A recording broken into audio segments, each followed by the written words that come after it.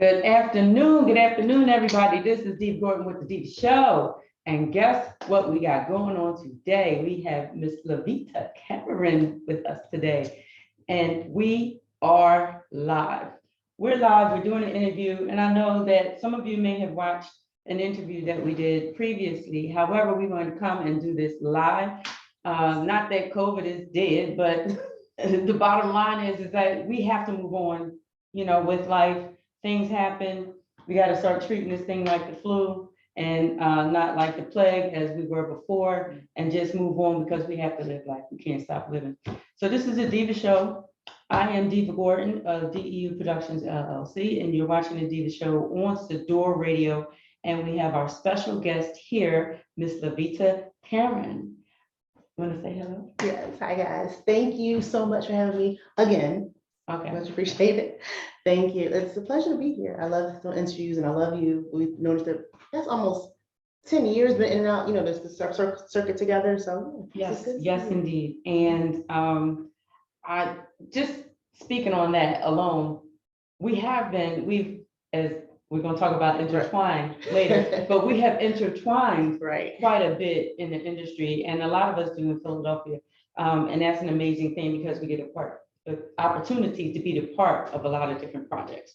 Yes. So, and this is an opportunity that we have to actually communicate about each other, and what you've done in the industry, because like you said, you've been on a project, I've seen you on set, and of course you're my Facebook friend, so I see a lot of things that you're doing a lot of phenomenal things. But in all honesty, I looked at your bio that you sent me, because I always ask everybody to send me their bio, and I'm looking at the bio and I'm like, okay, I know I'm familiar with some of her activities. I'm definitely familiar with you as an actress, and you as Ninja Storm. Yep. Very familiar. And I know that you just recently wrapped with a film, and I know you're working on quite a bit of projects. But I'm saying all of this, and if y'all notice, I rattled off at least 5 or 6 things just then. When I received this bio, it's so extensive. And some of the things in this bio, I was like, wow, okay, all right, I didn't know that. And it took me back. And one of the things that I'm going to recall you to is, I'm just going to ask you, when did you start drumming? Right. Most people don't know that I don't post anything about me drumming because I play the drums at church. So I'm not recording myself playing, I'm worshiping, so praising. So I started playing drums at Girls High. I'm a Girls High girl. Hey, Girls High girls out there. Back when I was 13 going on 14, I was in 9th grade, and I wanted to really play piano, but then all the piano, the spots were taken up, so it was just drum club. So I chose the drums, and I was like, okay, this is cool. So then in my senior year, I had become the percussion leader for the band and orchestra in high school, and then I started playing the drums at church regularly. So now I'm going to ask you this because my pastor, my previous pastor's wife was a drummer at our church, and consistent every Sunday she played. And I'm just going to ask you because back in the day, it wasn't that many female drummers like Sheila E. and so forth and so on. Like, love her. Killed the drums. Did you ever get any kind of like ridicule or backlash because you weren't a boy, because it was like, quote unquote, boys play drums, girls don't play drums because it was skirts? I don't think it was so much ridicule. I do know at first I would start out always wearing pants to church because I knew I was going to be on set. Okay. Then eventually I just started still wearing my longer dresses and shorts underneath. Like I still would be cute in the skirt and the dress. So I started, doing that. And sometimes there was other drummers there too, but I wasn't so proactive and I wasn't possessive of the drums. Like, share like, okay, you want to play too? Okay, but I wasn't so forthcoming like the guys, but it was still like, I'm here, my presence is here. Yes, I'm the only girl drummer up here and they don't get this beat. I know that's right. And it had to come with, how could I say, a good feeling that you were a girl, and I do play these drums. I feel like I do a lot of non-traditional girl things you would generally see guys doing. And that's a good thing. That's a really good thing. So I'll ask you this. With your background as a drummer, and you, like I said, Ninja Storm with the martial arts. Yeah. I was reading your bio, and it states that you are a 5th degree Black belt. So, and I'm explaining to y'all why I am asking this question in this way is because growing up, I was familiar with martial arts.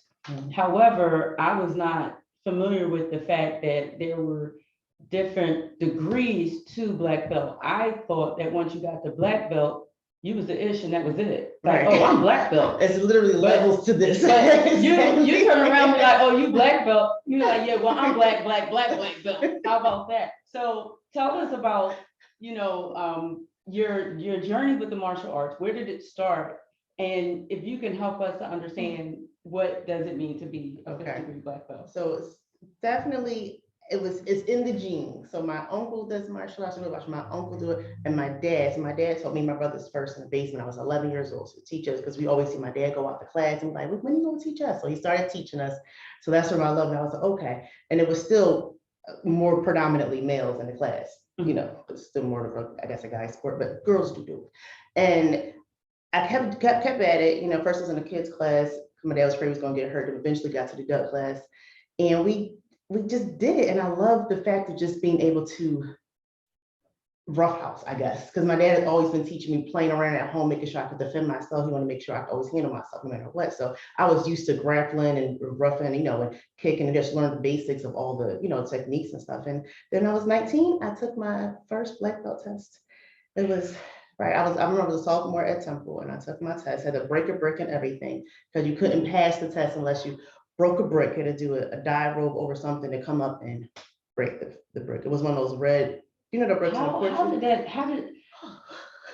that feel? And when I say that, that's like a double question. How did it feel when you broke it on your hand, right? Right. And how did it make you feel once you accomplished? I think that was my second time doing it. Mine was the gray cinder blocks. That's what I had to break. Mine was the cinder blocks, not the red ones. I forgot. So the cinder block one, previously that year, like in March, I had broken for the first time. And I did it incorrectly, and I had to go to the hospital like the next day, because my wrist, you're supposed to do it a certain way, and I turned my wrist because I wasn't supposed to.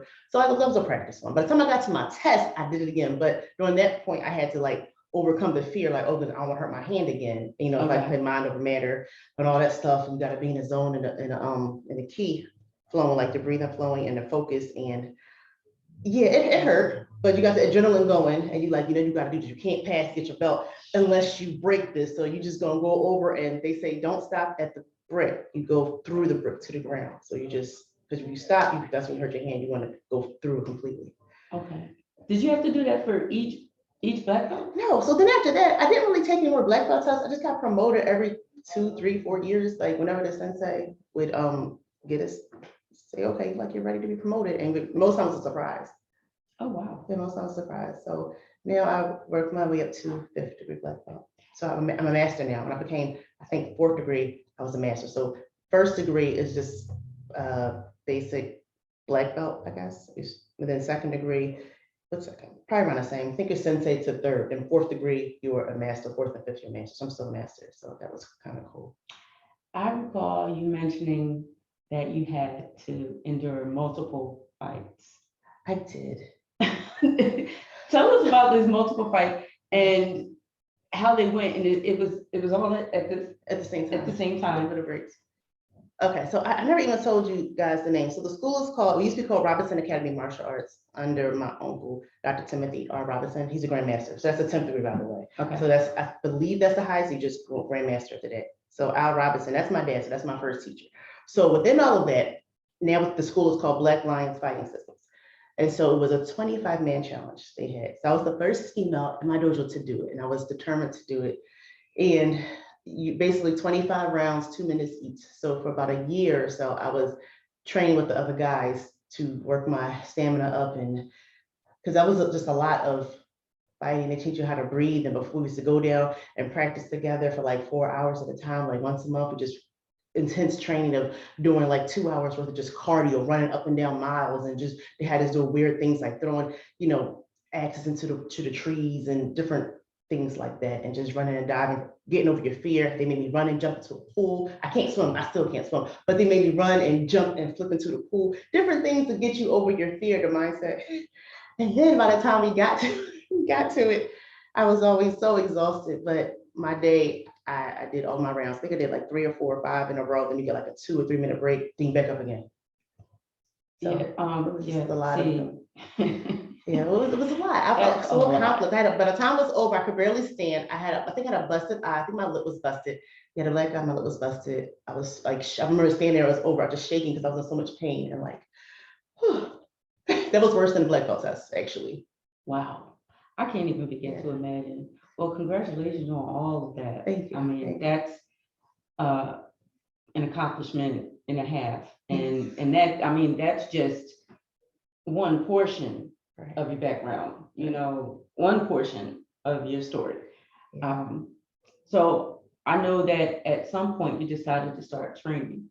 I said a few years ago, one of my castmates, he asked when I was going to start training. So I never thought of myself as a teacher, but then I was figured it might be easier for a woman to learn self-defense from another woman. Because most times you're learning from the guys and I see them saying, well, I probably can't do that because, you know, generally guys are bigger than a woman with their physique. So they might seem like it's impossible to overcome. But, and not teaching like one-on-one or even group settings, I teach them, it doesn't matter if you learn techniques, because I fight guys all the time. I mean, not in real life, but in the dojo, because it's mainly, I'm on one of like 2, maybe 3 girls, and the rest is guys. So I'm always fighting guys. Okay. So I'm used to doing that. So it was like, okay. And mind you, they do beat me up, and I'm okay with it because I can take punches and stuff. So one thing I always say, if they're gonna attack me, I plan to live to see another day. I don't know if they'll live, the other person, but you know, I still plan to live another day. And if I am hurt, look at the other person too, because they're gonna be hurt too. They're gonna have something walk away broken. I have broken someone's toe in class before by mistake. It was a guy. And I have knocked someone out by mistake because they didn't move and I punched them in the face and fell out. Oh, wow. So I have made, like, it wasn't my fault, it was accidents, but sometimes I don't know my strength, but those were just stuff, you know, it just happens. Collateral damage. Sometimes it just happens. Like, I've gotten bruises too. So I'm not exempt. I'm not exempt. So you're gonna put the empathy, have empathy for me. I just say bruises too, but I'll knock you out. Right, exactly. Like I've gotten hurt. Like, yeah. So at what point did you make the decision or think about getting into acting? All my life. Like, you know, you're a little kid and you're like, I want to be an actor, singer, model, dancer. Like, there was a whole list of things. Acting was always there. I just had to work with the confidence. I went to school at Temple, got my undergrad in theater. But then I didn't really start acting in film until after my kids were older. Because they were little, and I couldn't really, you know, do auditions and stuff because they were still infants and little babies. They still needed me around like all the time. So I was doing a lot of church plays, and then I started branching out to other plays. So then I started getting to know people. And then that's when I was like, I'm gonna do film. I found film was so much easier, less time consuming, I'll say that, than a stage play for me, because my time, I'm like, I spent all these months, you know, rehearsing every week or multiple times a week for months. And then as you guys set that time aside and be committed to it. And then you get that 1 or 2 times on stage, and then you may have 1 or 2 shows, and that's it. Yes. And I'll say this. I think, for me, my opinion, I think film, it is easier. Theater is harder, and the commitment is a lot deeper. And one of the reasons that I say that theater is harder is because you only get one shot. You only get one opportunity. There's no cut. There's no reset. There's none of that. If you go up on the stage and you forget your lines and you stand there looking like a ghost and you don't have a fellow actor that's, you know, one of your scene mates that can pick up the pieces and move that scene along, you're stuck. And sometimes when an actor gets stuck like that, it's hard for them to recover the entire show. So yes, I totally agree that film is easier. So I'll ask you this. I know that you did mention that you started with the stage plays. What was your first production outside of church? Do you remember the first one? I think you recalled it. I'm not sure the first theater production that you were in. I'm trying to think. The Tears from a Broken Mind in the Tate Hall, I think. No, I've done some before. I work with Kareem Rogers in the Tate Hall. I don't really remember, and Carla Robinson, I work with her in Go Production. I remember this is back like 2011, 12, 13. So I'm trying to really recall. That's fine. Yeah, but I enjoy the theater. Like, I love being in front of people. Yeah, that part, it's nothing like that, you know, interaction between you and the audience and everything, a live interaction. And then I also felt like I accomplished some things where I got to be on a different stages. Like I was on Freedom's Theater stage, and I was on Suzanne Roberts and the Arden and, you know, different temple and put other Venice Island. So I've been on different stages throughout Philly. So I was proud of that. Like, okay, you know, accomplished. So I felt like, okay, well, I've done a lot of the good stages and like Broad Street and stuff. So now I'm just strictly basically doing film. Once in a while, I might commit to a play. Okay. Maybe once every couple of years or once a year. Yeah, but film is. So you are a writer, Yes, a director, yes, producer, a film. yes. What gave you the idea to jump into start writing and directing? What gave you that push that made you think that you had, you know, a story to tell? And the story that you told Mhm. in your in the particular film that I'm about to mention, um, it's very powerful, it's needed, it's necessary, it's what's going on now. Um, it's very troubling, but it's very enlightening in the way that you stated that you delivered a message. But what gave you the initial gumption to say, I want to be a writer and I want to write film? I guess I've always loved writing, but and I didn't. I wanted to used to want to write books, but then I get like writer's block. So I was content for a while, for years, just working on other people's productions, just being an actor. But I realized there weren't roles for me that I wanted to play. Like no one was writing fighting roles. Like I love, you know, martial arts. I want to be able to hand to hand combat, but there's always it was a fight. It was like a gunshot pop, somebody shot. Like it was an actual fighting that I wanted to do. And that it wasn't those kinds of gritty roles that I wanted as, you know, the typical, okay, the girlfriend, the, you know, the best friend, if I'm best friend, or the wife, or I wanted something gritty with levels and layers to the characters. So I had to write the roles that I wanted to play that weren't being offered out here in Philly, my man. So that's what I did. And then I guess you could talk about the other films. You want to bring that in there? We're going to talk about it. We're going to talk about Red Light. Yes, indeed.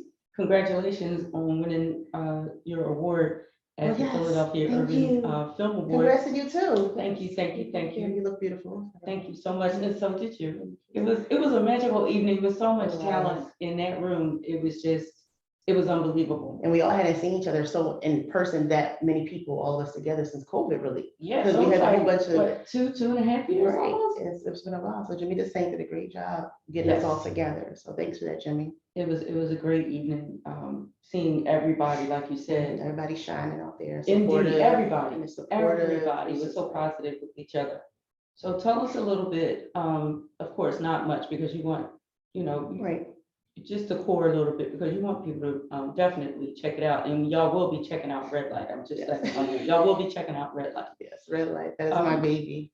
So tell us a little bit about Red Light, and if you could also share with us what inspired you to write and put on this type of production.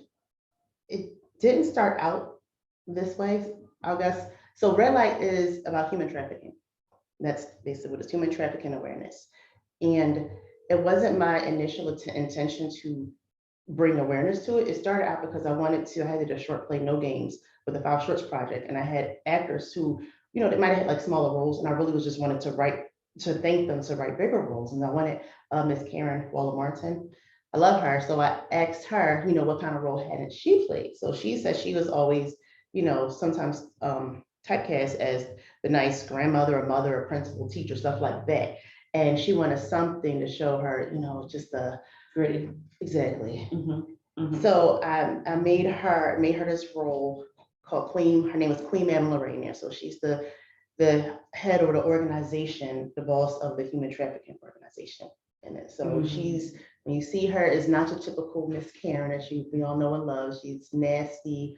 She's very ruthless, and it gets physical even at times with her. So after I decided on that, we did the short of it in January 2021. And then I decided I can take it further and elaborate. So I wrote the feature around the short that we already had. And so then I had to do backstories to make what I wrote for the short make sense. So I had to bring stuff like past tense flashbacks and, you know, forward, bring it back in time to make it all connect. And then it started out, after that, I was like, I can really help people not to become victims, not just showing her as this big woman controlling everyone, but to really bring awareness to people because I do martial arts. It comes second nature to me. So we're always taught in class growing up what to look out for, different signs, how to not become victims, become victors, and what to do in case you're caught. So other, like, to me, common sense things that just naturally come to me now because I've been doing it since I was a kid. Most people aren't aware of it. So I put different scenarios in the film to show people, women specifically, how to look out for themselves and not become victims. Like, even what you may use, simple things like walking down the street with your headphones on, not paying attention, going to the ATM at nighttime, walking by yourself in the park, or just, you get parked behind or next to two vans, things like that, just to be careful. So I want people, when they watch it, I want everyone to say, hey, I actually do that. And look at how easy it was for these girls to get snatched and relate it to something that you do like nowadays. I'll be honest with you. I had a scenario and I didn't think about it until I kind of subconsciously thought about it at the time. That's why I made the decision that I did at the time. But later on, I realized how odd and strange it was. There was a woman that was, and I'll make this short. There was a woman that was outside of Lowe's, and this is on the boulevard. And I go to Lowe's often because I'll be doing stuff in the house. And, like Pinky in the brain in there just moving around. My daughter's like, what are you doing now? Nothing. Anyway, Everything. So, I'm walking up and I'm approaching the front door, and this woman is parked like almost in front of the door, but she's standing outside of her truck. And as I'm walking up, and she said, Miss, I'm so sorry. Can I use your phone? Because my husband is in the store and I came to pick my husband up and my phone died. Okay, she's standing outside the truck. So I said, I can call him for you. And I moved away from her. I said, I can call him for you. So I said, just tell me the number. So I went to dial the number. She was like, oh, never mind. I'm just gonna wait for him. So when I made sure I stepped away, anybody, asked to use my phone, I'm walking away, putting some distance between us. But what I realized is, one, it was a truck, it was parked out in front of the place. She could have easily walked inside and had him paged, or went down and walked up each and every aisle until she found him. There was no need for her to call him from my phone. Right. You know what I'm saying? So that was possibly a way of her removing my possibility of communication and calling somebody and calling 911. That's first and foremost. Then you got the truck that's right in front, and it's female. She's trying to seem helpless. Oh, I need help. Right. That whole different thing. And I thought about that for a couple of days after. I was like, wow, that's really deep, because what if it's somebody that's not really paying attention? Right. And they're just like, oh, sure, I'll let you use my phone. So with you putting on your production red light, not just highlighting sex trafficking, but also implementing in the film the different scenarios in which take place and happen, so that you don't become a victim. It'll make people, not only will they be, watching something that's really important for them to know, but they're also being enlightened on how not to become a victim and things like that. And that's really important, because for me, with my projects, I always try to deliver some kind of message. Right. You know what I mean? Entertainment is one thing. People can get entertained all day, every day. But what are they walking away with? Are they walking away with a slapstick joke that somebody made in the film, that they're going to carry with them and think about, or are they taking something away that they can apply to their life and use, in a very important way, in a very impactful way? Because when they walk away from watching your film, they not only are going to take that in, but they'll probably be passing that information on to their children. So it's that's I think it's awesome. It's That's just a awesome. creative way to just get your messages across while they're not realizing they're going to get a message, and just they might just be watching for entertainment purposes, and they get something out of it, not even realizing it until they think back, wait, remember that movie? And that's what's major, and that's what's important. I love it, love it, love it. So my next question I'm going to ask you, and I believe I already know the answer, but I'm just going to ask it anyway. You've also been behind the camera. Yes. We have many jobs, right? I've been behind the camera, not actually controlling the camera, but I can direct and get what I want across. So in that sense, yes, I'm not the technical person behind the camera, but I can tell the DP what I'm looking for and to get the shots that I want and how I want. I mean, they may say, wait, that's the wrong term for what are you trying to do? You know, I mean, I have all the terminology down, but if I'm I still convey learning it, some. they can get what I want. So, And that's the good thing. yeah, they understand what I want. And I like to have fun on set. Mhm. I'm the first one to be dancing and twerking on set in between takes while we're doing setting up our cameras or doing whatever. And I will break just to break the ice, because especially on Red, it's just a serious topic. So we're always singing and dancing in between just to, you know, and then once we said action, they were tears flowing, everything. The actors, I love the cast, they were great. I love it. They ready to go back and forth. So yeah, so behind the camera, it's wonderful. So I love in front and behind. Mhm. I'm definitely going to act in all of my films, all right, because I still want to, you know, be a part of it. Oh, of course, of course. Gotta keep it going, Yeah, gotta keep it going. When you don't continuously use a skill, it's not that you lose it, it's just that. I want to be It's sharp, I want to be fresh. exactly. So you have brand, a lot of brand, a lot of brand. I'm just gonna say that way, you have a lot of brand. So help, I'm gonna let her tell you because I don't want to mix anything up, but if you are an entrepreneur, which you're definitely an entrepreneur in so many different ways, and we haven't even tapped into some of the other things that we need to talk about. Right. But if you're an entrepreneur, you should know about branding, and it's a lot of work. It's hard work. It's dedication. All the time. And when I say that, it's not just about the name.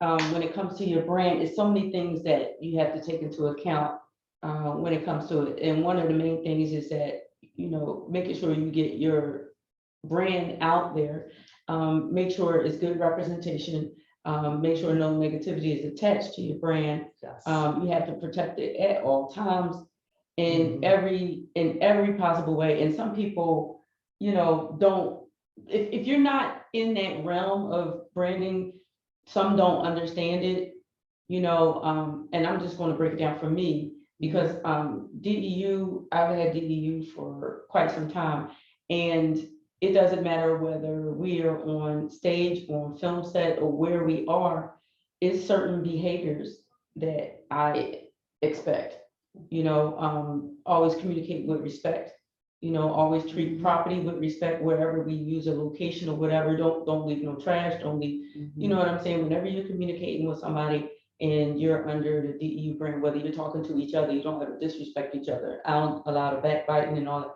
And you know, you also, when it comes to your merchandise, you have to be careful where you even place your merchandise to be sold. You know what I'm saying? You know, if that company, their brand is not doing so well, then you know, then they attached to it. you don't want your name attached to it, you know what I mean? And people come to buy, and they're like, oh, I don't buy stuff out of there. Why would you affiliate with them? So when we're talking about branding, we're talking about a lot. And when I say a lot, you have a lot. You have a lot. So, you know, I'm gonna let you speak about your brands, but understand this, she may have a lot, but she handles it and handles it appropriately. So don't get it twisted in thinking that, you know, having a lot, you know, something suffers. It doesn't suffer if you're doing your homework and you're handling your business. So she has a lot, which means that she's doing a lot, and she's coming across in many different ways, in many different angles.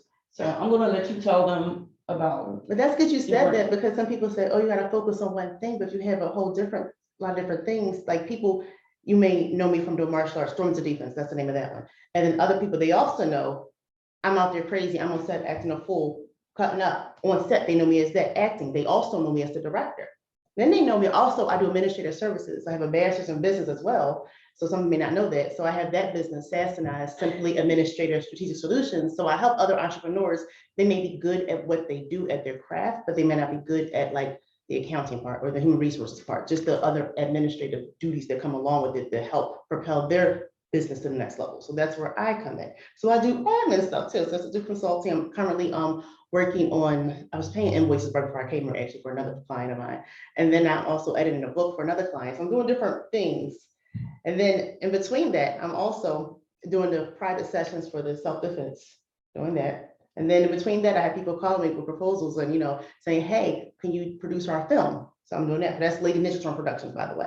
So doing that stuff. And then randomly, I started this other Boss Lady Unfiltered. That's just a fun one. And people were just asking me things. I was like, I should just talk because I love to talk, clearly. So I was like, let me just do these random things. But all of that is me. And so all the different clients I have, they all know the different aspects of me, what makes me LaVetaCam up. So but I streamline the business online. Like I have different websites for all of them. I have different social media pages for all of them. So I know my administrative clients for Sass and I, they also know I'm the crazy actress out there, a nail model. And yes, I take out, certain pictures. Sometimes people make comments on the pictures, but I want people to know whatever I put out there, no matter across what board, it's only stuff that I approve. Like there are a lot of, for example, pictures that they take. I say, nope, don't put that one. I'm not comfortable. That shot.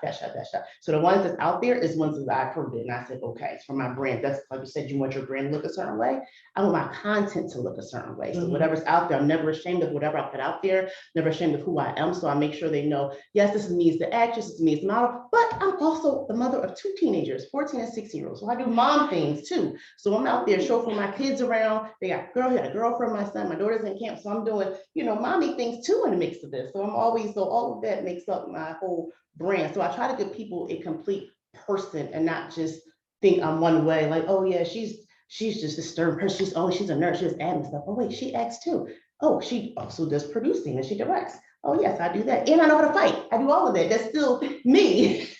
That's still me. So people try to well, why are you doing so much? Well, because I can, basically, because I can. And I decided to tell some people 2 years ago, I decided that I really want to try this modeling thing. So I just got some photographers, can you shoot me? Say to somebody, and I decided I'm gonna go take this photo shoot because I can, and why not? Why not do everything under the sun? You want to try something new, just try it. The worst something can happen, it may not work. So what? At least you tried it, Oh my gosh, At least you tried it. I say it all the time. And honestly, your energy is just awesome. Awesome, just awesome energy. And I applaud you for being able to do everything that you do and also raise 2 teenagers, because raising 2 teenagers is a job in itself.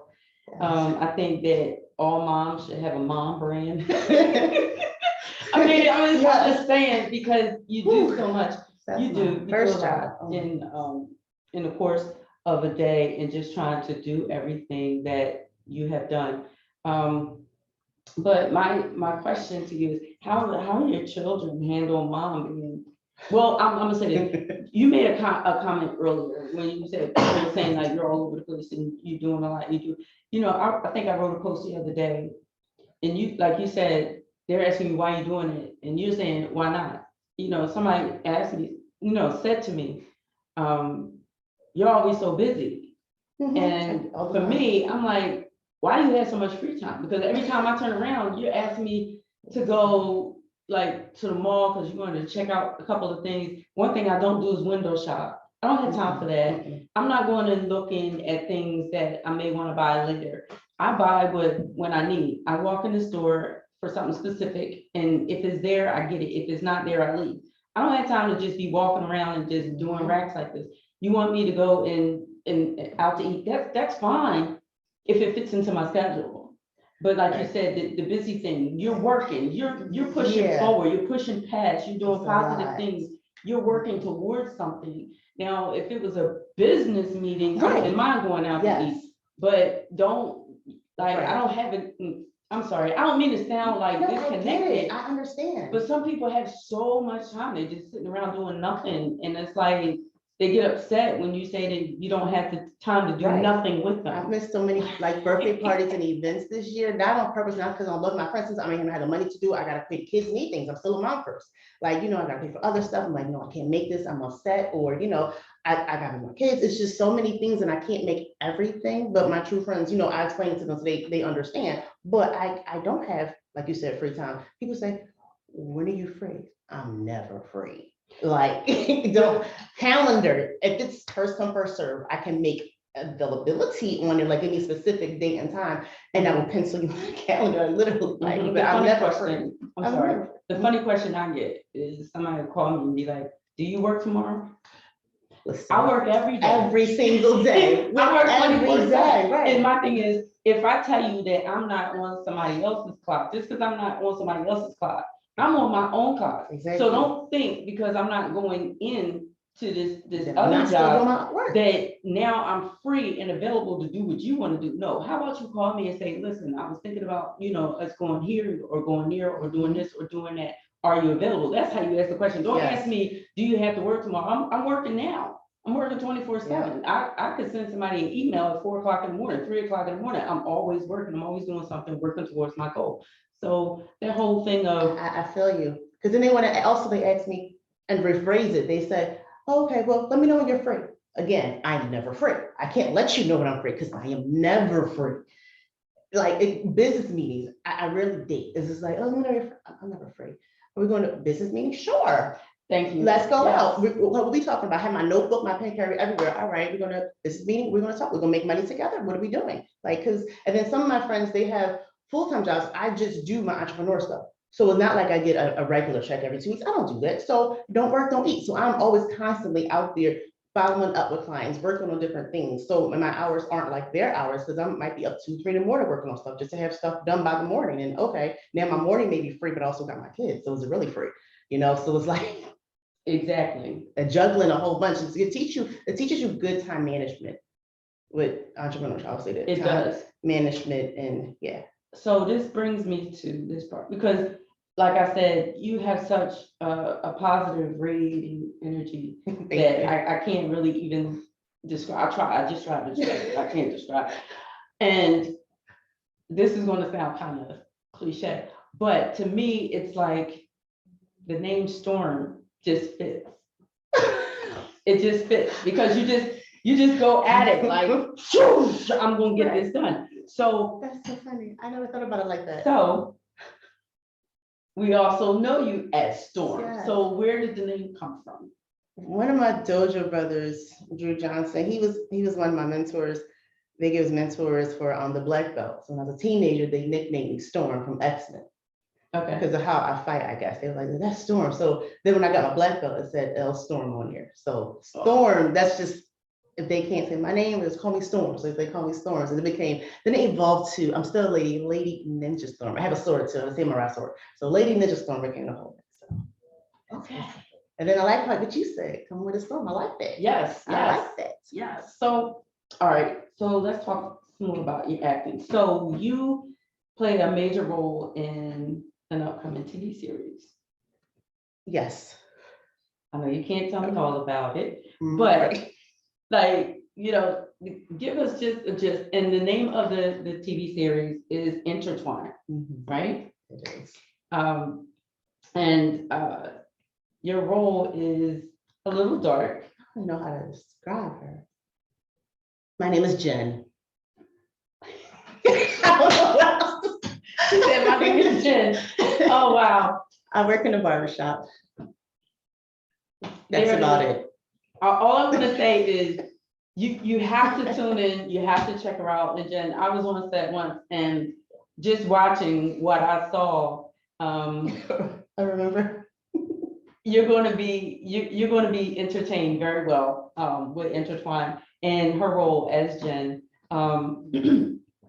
Intertwine should be coming out very soon. It's been in the mix because of COVID, and if you all are aware, when it comes to filming and production and so forth and so on, that pandemic just kind of like knocked everything back for everybody. And it seemed like when we started to come out of the thick of it, I'm just gonna say, because we're not out of it now. I know some people that are sick now. Yeah, me too.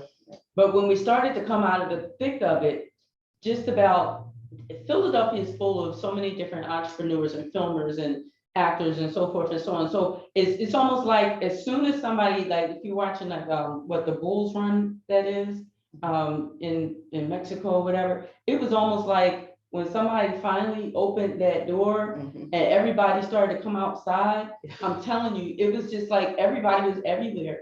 And it was hard to lock down your actors, your cast, your crew. You had to change people because the availability was different. I had a couple of cast members that moved out of the country. I was like, I'm saying to myself, how did you just move out the country during a pandemic? Like we wasn't even allowed to go out the country. How did you move out the country in the middle of a pandemic and I had to, replace the character. But what some of you don't understand is when it comes to things like that, if you had already started filming and you already had Oh my certain scenes goodness. done, and then that person disappears or doesn't show up or is not available anymore because they're doing this or they're doing that, Rewrite, it's- reshoot, something. sometimes you gotta rewrite, you gotta reshoot, that's money, that's time and effort. So I'm just saying that, a lot of productions were held up. My production was held up, during this time, but Intertwine has been popping and getting the filming done. Shout out to, Mark 5 and the whole crew for getting it done, and we're looking forward to seeing you in Intertwine. So I'm excited about that. Thank you. We already talked about Red Light. So most recently, as I mentioned earlier, you were nominated for multiple categories in the Philadelphia Urban I Film was so Awards. surprised. Because Why? I only really just became a filmmaker. So most stuff I was nominated for was like filmmaker things. And I was just like, So let me ask you this question real quick. So you say you're surprised, right? And all of you watching, listening, or what have you, you say you're surprised. So what is one of the awards that you went home with? right, putting in work.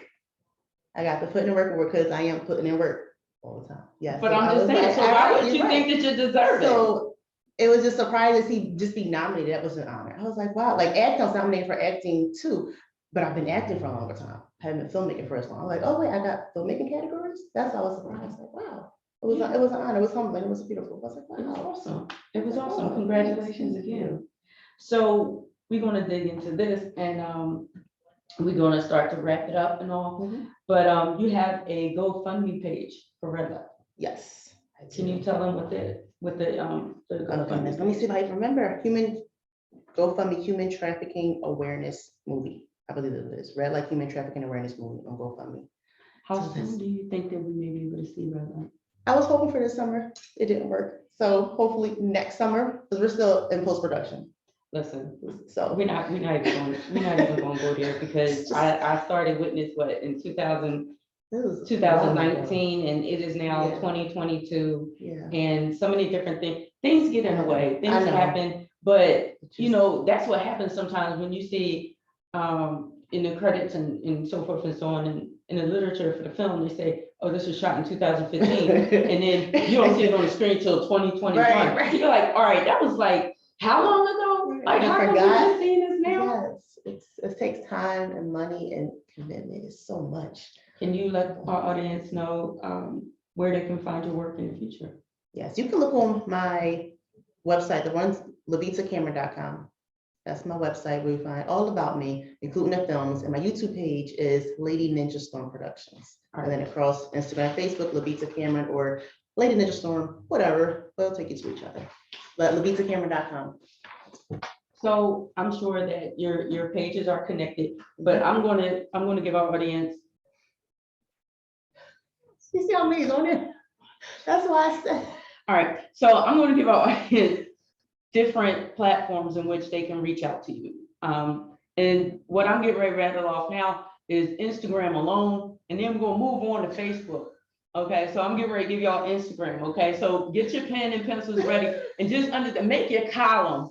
This is Instagram column and this is Facebook column and this is YouTube column. And all right, so we have @lady_ninja_storm. We have @storms_of_defense. And of course, that's, martial arts.